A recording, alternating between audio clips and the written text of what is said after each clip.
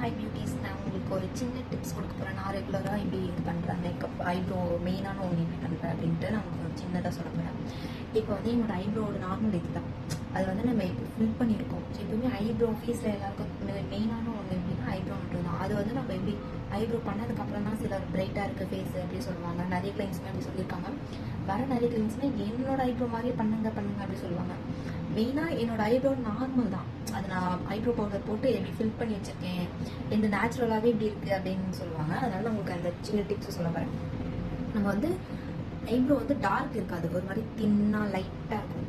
அதனால நம்ம eyebrow powder போட்டு கொஞ்சம் இது பண்ணலாம்.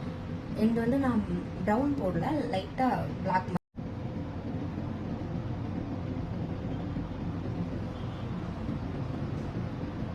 எப்பவுமே ஸ்டார்டிங் ஃப்ரண்ட்லேருந்து ஸ்டார்ட் பண்ணக்கூடாது, எண்டுலேருந்து ஸ்டார்ட் பண்ணணும். ஐப்ரோ நம்ம ஃபில் பண்ண சொல்ல, அதுக்கப்புறம் இந்த கீழே லைன்ஸ் நல்லா வரணும்.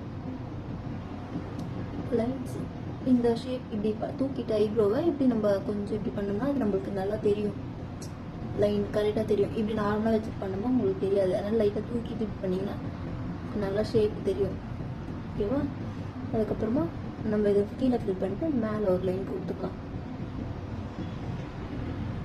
மேலே இப்படி கொடுத்துட்டோம்னா ஒரு லைன் வரும்.